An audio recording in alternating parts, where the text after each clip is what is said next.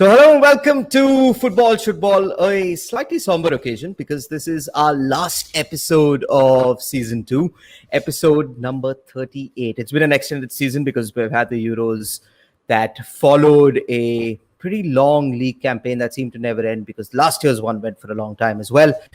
As you can see, I am the last man standing from our original panel. My two cohorts, colleagues, comrades, you can call them what you want. I call them Gaurav and Sivaram, have decided to give this a miss. I do not know why. Maybe they're just suffering from some football fatigue. But deputizing in for both of them, because we just need one to cover up for how good those two are, is a friend of theirs, is someone who knows them personally as well. So it's a bit weird that they haven't decided to show up. Maybe Vineet Kanabar, you have something on both Sapre and Shiva that they don't want the public to hear. I think so. I think they're trying to hide behind what I already know, or maybe they're like, "Oh no, we know him. We don't want to be here." I'm kidding. But yeah, it's a big miss to not have either of them here. I enjoy having conversations with both of them, whether it's about football or life generally. And yeah, thanks, man. Thanks for having me on. Wonderful show that you guys do, and this wonderful sport that we all love. Glad to be here. All right, so Vineet, you're also a podcaster. You host a podcast on the IVM network as well. A little more about that, storytellers and story sellers. Yeah, as the name suggests, that is an outstanding name. An outstanding name. Thank you so much. Football sounds trash compared to what you have as the name of your podcast. It's certainly not trash, and you guys have your branding game on point with the crest logo and everything. But yeah, this is nice, right? A mutually admiring podcast society. That's what we need. A maps. But yeah, my show, I do storytellers and story sellers. I am a lifelong student of entertainment, whether it's the creative aspects of it or the business aspects of it. I've spent entire career doing content, what we now call content, and I thought there should be a podcast about what goes on behind the scenes. So I've been doing this show for about 2 years now.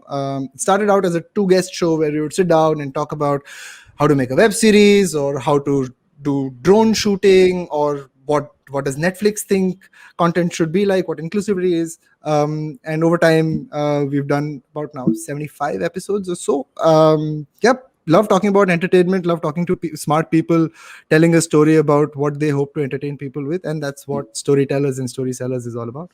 If someone was just getting introduced to your podcast, Vineet, which is the one episode you would ask them to start with?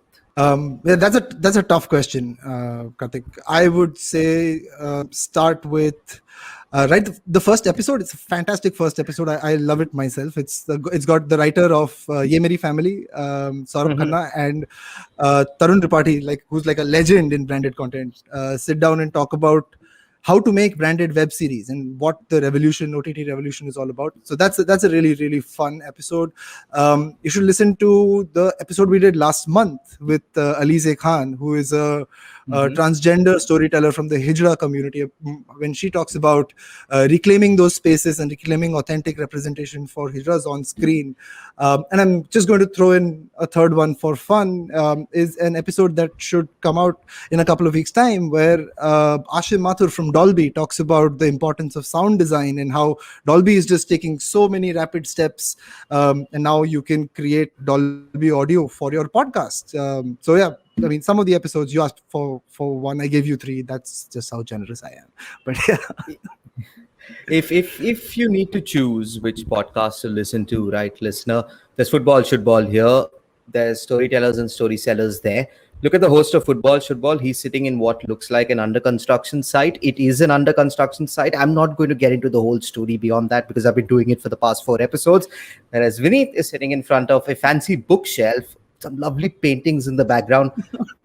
So take your pick, yeah. I mean, there is one way you're going to get guaranteed quality, but do come to Football Shootball as well. We have a lot of time, a lot of fun on here as well. Vineet, you're a big football fan. I'm sure you were late nights. You were watching the European Championships. A, who were you supporting? B, did they win? And C, it's not coming home.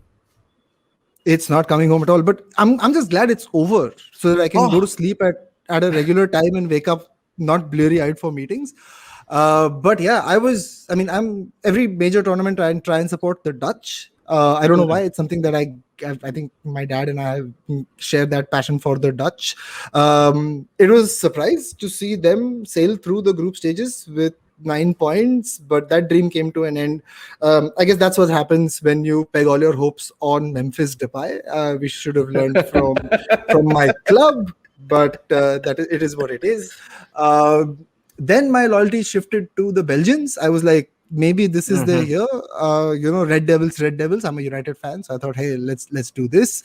And that dream was over pretty soon as well. And finally, I was just pretty supporting the British, right? I mean, I know it's going to be like it's coming home for forever, but I was like, just give it to them. It's been so long. They've been just waiting for it. De do inko, khatam karte hain, aage badhenge, we'll move on with our lives. But that didn't happen either, right? The Italians nicked it pretty much. It was insane, that penalty shootout. But yeah, that's who I was supporting, and that was my disappointment to see both Rashford and Sancho, freshly minted United wingers, come on and miss penalties. Yeah, that was sad to see. Having said that, from a club level, particularly for you, Shaw and Maguire both had great games, and Shaw especially, a absolutely brilliant tournament. Take that, Jose Mourinho. I'll tell you what, I was supporting Italy from the start. Listeners of this podcast will know that I wanted Italy to win. They did win. That was a fantastic Sunday for me, and we'll get to Messi in a bit, but Argentina won that morning. And I'm a big Novak Djokovic fan. He came in and he was going to win. Like that was probably the most expected result of the evening. So he did end up winning. And then Italy, after Luke Shaw scored very early on and Wembley was bouncing, they had more people than they should have inside the ground, but it was still bouncing and almost coming out of his foundation seats. For the first, I felt 30, 35, maybe 40 minutes, maybe even the first half, England were the better side. At least they kept Italy at bay. Did you feel a sense then that this is destiny? England, Harry Kane is going to lift the trophy. Southgate's going to banish all those memories from '96 and that penalty shootout. They weren't convincing, were they? It was never convincing. It was never put beyond doubt, right? I think Southgate has been fantastic. As a manager, as a tactician, off and on, I mean, he got the results on the board for sure. In the final, I don't think he did as well as you would expect him to, right? Like, Mason Mount was anonymous, let's face it. He hardly put a foot right. And when I saw him take off Declan Rice, put on Jordan Henderson, that just felt like a very passive move in a Euro final. I would have preferred a more positive, score another goal, put it to bed sort of move with Grealish coming on for Mount. But that's just me, right? They didn't give me the job, so I'm guessing my opinion doesn't count.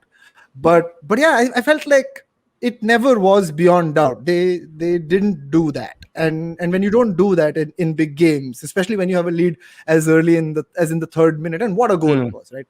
Luke Shaw's like redemptive moment. You always have, it's the Italians. It's not like you're playing the second-rate European side, right? These are the Italians, the famed Italians with the closed door, with the baldies at the back. It's insane, right? And they just let it slip. I think that's where it turned, right? And that second half was dreadful. Then those decisions after. Awful. Yeah. You're right. There was a point where I thought, okay, England may just take this, but they were, and you do not let Italy in the game that way, especially with Chiesa running at them in the way that he was. I mean, what a great talent! What a great talent! I remember following him from his Fiorentina days. When he got his move to Juve, I was a bit skeptical, as you generally are when Juve snaps up the best Italian player there is, or at least the best Italian talent with potential that there is. He didn't have a great first half of the season. In March and April, he really came good. He was probably the best Juventus player in the run when they finally sealed Champions League qualification. And I'm damn happy that this is a coming out moment for him. Bonucci, of course, got the equalizer. This is, I think, his first goal of the tournament. I think he had one disallowed previously. He scored a penalty as well. You were talking about the changes that Southgate made. Now, I've heard a lot of commentators say that there is nothing wrong in bringing on players just for penalty kicks. I I do not buy that. I do not buy Rashford and Sancho. Rashford and Sancho are good enough to come in at least with 15 minutes to go. They are proper players. You may lose your shape. I get that, but that's on you. That's on the manager to figure that out. If you want them for penalties, you get them to play a bit, because Sancho didn't touch the ball. Rashford was playing at right back and he touched it maybe once or maybe twice. I don't blame them for missing the penalties, but you're not giving them the best chance to score when you're not even let them have a touch of the ball or the feel of Wembley or the feel of the ground and their teammates and the atmosphere that's going around. I couldn't agree more. I think, unless we're missing some sense in a very postmodern football strategy tactic way. What are we missing? I get it when goalkeepers sometimes, like Tim Krul, you'll know that the Dutch Louis van Gaal was famous for bringing on Tim Krul. Maybe it works with the keeper. The keeper is supposed to be a star of the penalty unless your name is Jorginho. I do not know in outfield players how that happens if Jadon Sancho's first kick of the game comes in the most pressure moment of his career so far. It just doesn't make sense to me at all. I think it's super negative. It's also very reductive of their football talents. This is 220. Two guys who have goal contributions which are 30 plus for the season. And you won't give them 15 minutes in what is the biggest game of their lives. 15 minutes, right? That's what we're asking. We're not even saying regulation time. I thought it was a very negative move. Hey man, no one is saying they took great penalties. Right, they were really shit penalties, all three of them.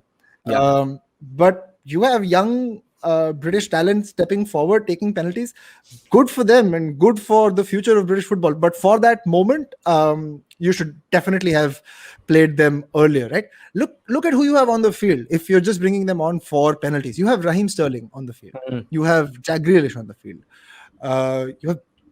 You have all of these guys who are ready and willing to take penalties, right? You can obviously beat it down to the stats and be like, okay, no, Rashford has a better conversion rate, or Jadon Sancho scored all the penalties he's ever taken. But you had Bukayo Saka taking your 5th penalty. What the hell is going on here? Yeah. Right? This guy's never taken a penalty for club or country. Correct. Right. So something went wrong. So at 2 levels. Number one, they should definitely have got at least 15-20 minutes, show the world what they're made of. Sancho is brilliant when he played against Ukraine. I think that's when Sancho played Ukraine. He was brilliant. Rashford, sure, he's been injured, but you can always give someone with the quality of Rashford 15 minutes to play. I thought that was the first mistake, and just Bukayo Saka taking the 5th penalty, especially after Jordan Pickford did the unthinkable and got you that lifeline. My jaw fell to the floor to see Saka walk up to take the 5th penalty. It was insane. He looked like he would miss, and he did. Italy deserve winners. They won both the semi-final, but they won both the semi-final. I'm going to play devil's advocate, despite the fact that I wanted them to win. They won both the semi-finals and the finals through a wire penalty shootout. I suppose it evens out, because by all accounts, Spain were the better side in the semi-final and Italy were the better side in the final. It probably evens out. The best side of the tournament, because there is some part of me now 2 days out from where we are, or 3 days out from the tournament, that feels that there is no one dominant team. I think French players will be kicking themselves, because they seem to be the only side that can put out a squad of 26. Plus have maybe another 20 players there who may fit into quite a few other squads. But that's the beauty of short, compressed tournament football, right? It's about... This is not Manchester United in the 90s and that you just give them the title, no. I think there's a time when there was a lot of... we're not going to do that. Forget United. What I was saying... It just takes a second, man. It's why United fans are United fans. It just takes a second. But that's the beauty of tournament football, right? Like a short, compressed football tournament is about how well the players have really stood by each other, right?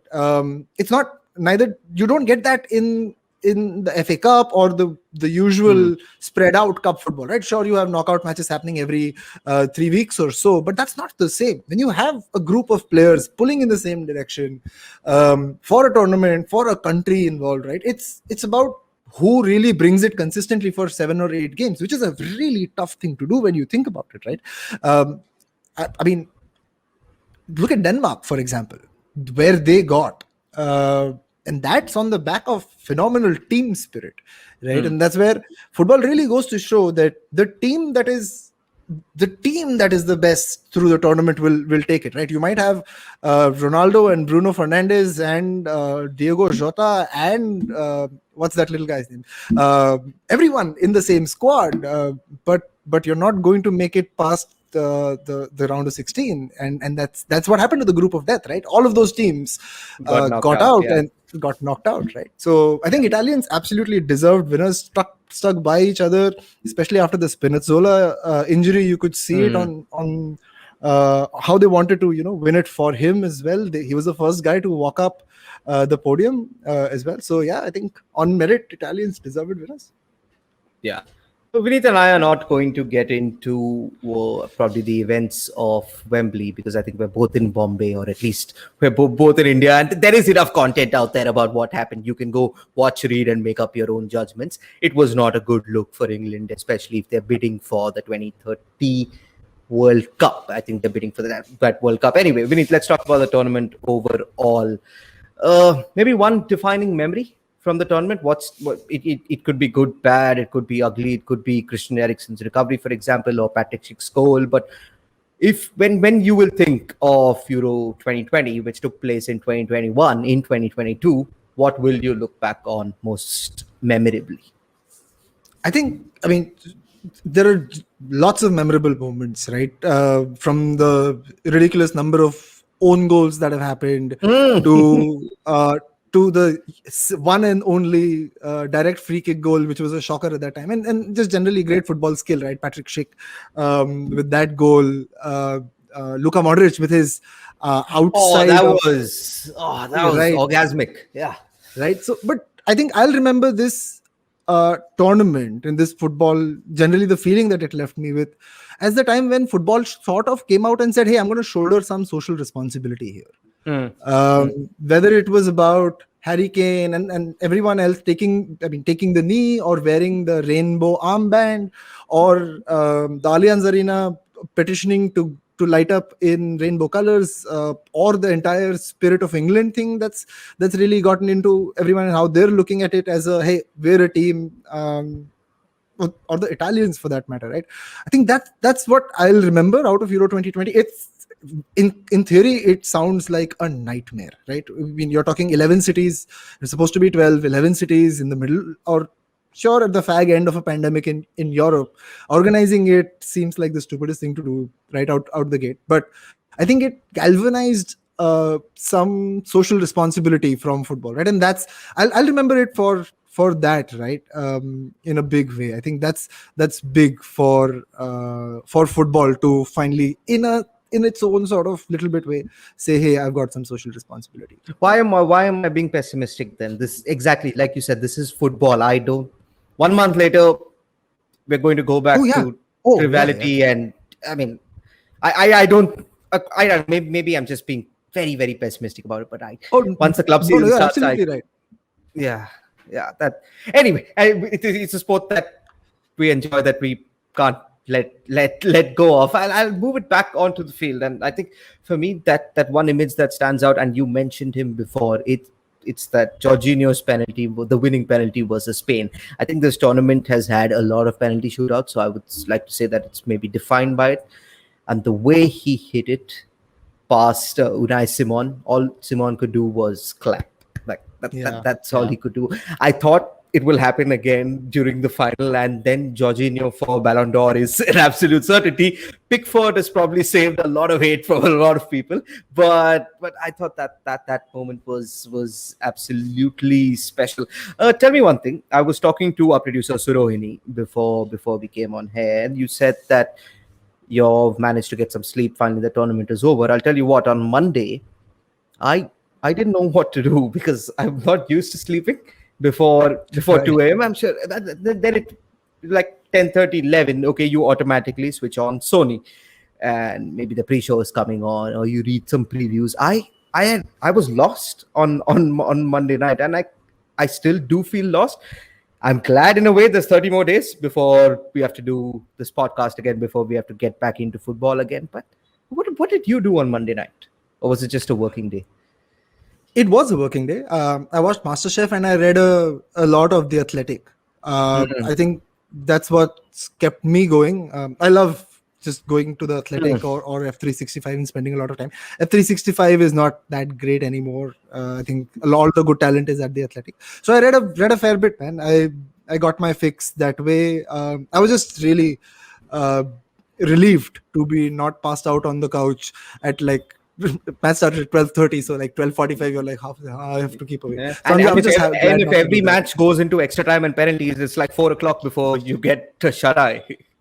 Yeah, absolutely. I mean, I think the symptom for me was, England scored the third goal, I'm going. I don't need to watch this anymore. I have to go sleep. So yeah. Yeah, it's been a lot of fun. It's been a while since we've had the Euros. It's been a pretty enjoyable tournament. The next one comes around in 24. I do not know where it is. The next tournament for us is the World Cup in Qatar. So is Dutch like a common theme for you? Because this is one thing I've had discussions with a lot of people with. So for me, Meri Dusri country has always been a different one in each tournament. Like it started with Brazil 2002, and then each time I like to pick, like it was Croatia. Luckily for me in 2018, like that was a pretty cool pick. This time Italy, but is it only orange for you? Is Denzel Dumfries on your wall on a poster right now? If he comes to United, he will be on Vineet's wall. Oh yeah, I think he's a phenomenal talent, man. Dumfries and Jeremy Doku, I think, have taken the stage in the biggest way, right? But yeah, I try supporting the Dutch.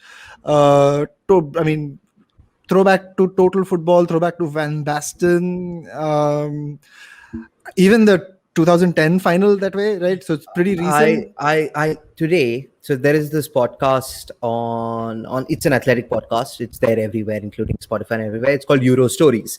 So today I reached the 2008 edition of Euro Stories, and in the group stages, Netherlands were playing the two finalists of the World Cup before. So they had Netherlands, they had France, they had Italy. The first match, I think Netherlands beat France like 4-1. In the second match, Netherlands beat Italy like 4-0 or 3-1 or something like that. And that was with Van Persie, Schneider, Nistelrooy, Robben coming off the bench, Van der Vaart. I mean, what brilliant. A side, right? Yeah. What a side. When you say 2020, it just reminded me of that. I was just listening to that today. Special team. And then I don't remember the 2008 Euros, but I was shocked they didn't win it. But maybe that damn Spain, like they were... I don't think did they qualify 2008 Euros? Were they there? Yeah. They must have been there. The Euros. You're talking about the Euros. Yeah, Euros. World Cup they didn't fall. Yeah, World Cup, 2006 World Cup they didn't make it, I think. Yeah. But yeah, man, what a sight, right? What a sight. And all you remember them for is Nigel de Jong's karate kick. That's what you remember them for. Poor Xavi Alonso. Yeah, right. That would have hurt.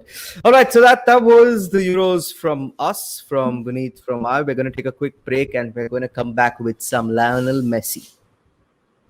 Anyway, so welcome back to Football Shootball. This is the last segment on the last episode of our season finale. Vineet, Lionel Messi is an international champion. I mean, I know he's won the Olympics. I know he's won, I think, the Under-21 World Cup or something. But this is his first, as they say in the Western world and the Western media, first major international trophy. I'm not even sure if they count the Copa America as major. But yeah, it has to work for him. So where do you stand, on Messi v Ronaldo? Or is it just both loving for both of them for you? I mean, I do have a lot of love for Lionel Messi. I'm a big Ronaldo fan, but then he had those rape allegations, and when those happen, you're just like, gives you a second thought. On the field, I mean, sporting merit, I think there's nothing between them. They mean different things for the sport.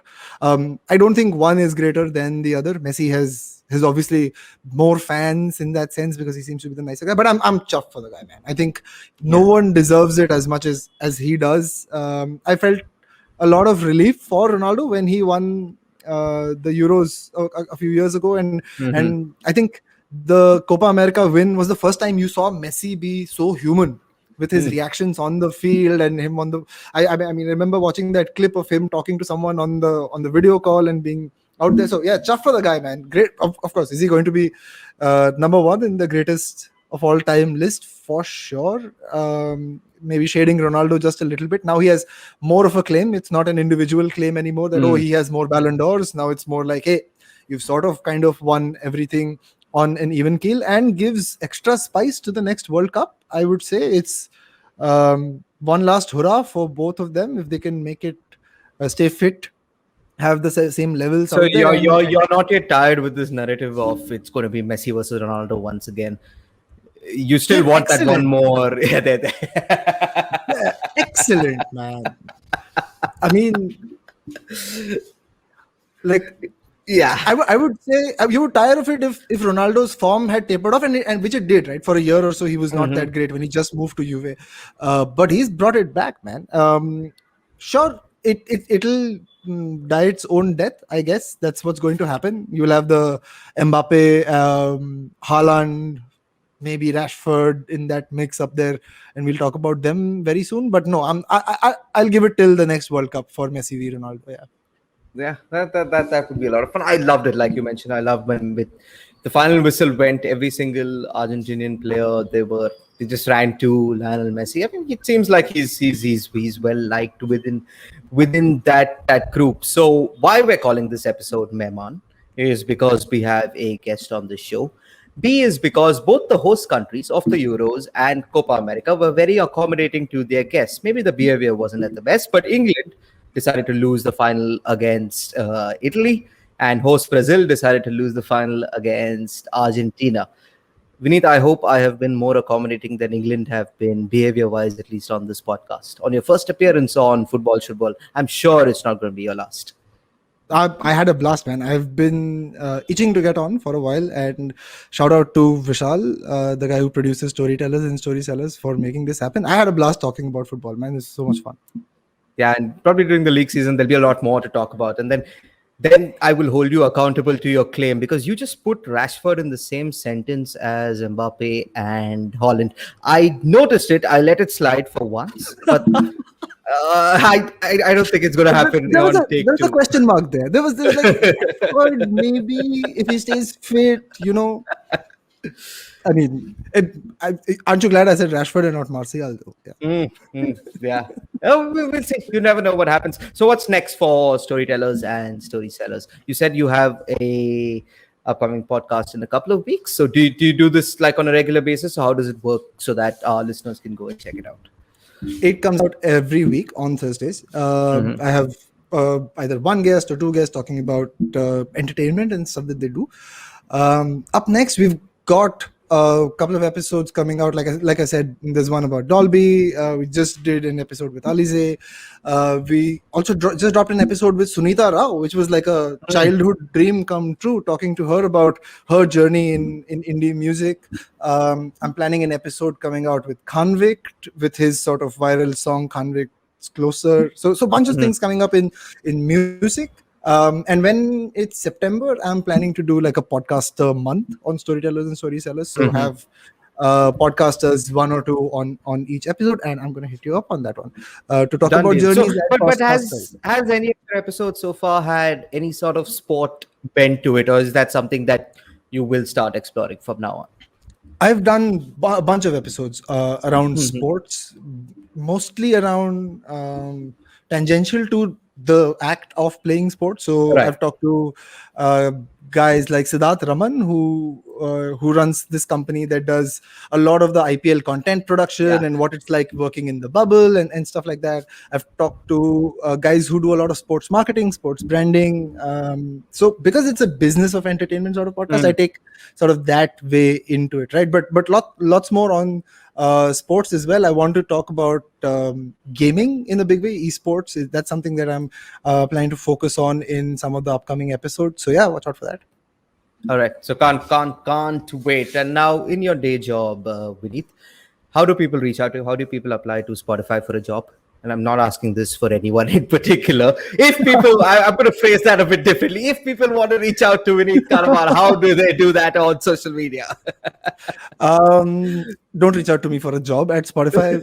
I don't have jobs to give out at Spotify. But we do have a careers page where we keep posting opportunities and do check those out. We are I mean, Spotify is growing. I'll do right? Sivaram a favor here as well. Go on LinkedIn and check it out. Spotify is growing there as well. That's the one. That's the one. Yeah. Shout out to Shivram, man. How you doing? So yeah, and on my socials, I am Ashcharya Fuck It. That's ASHCHA Ashcharya as in stunned and fuck it as in. So it's a play on Ashcharya Chuck It. Let me explain that joke.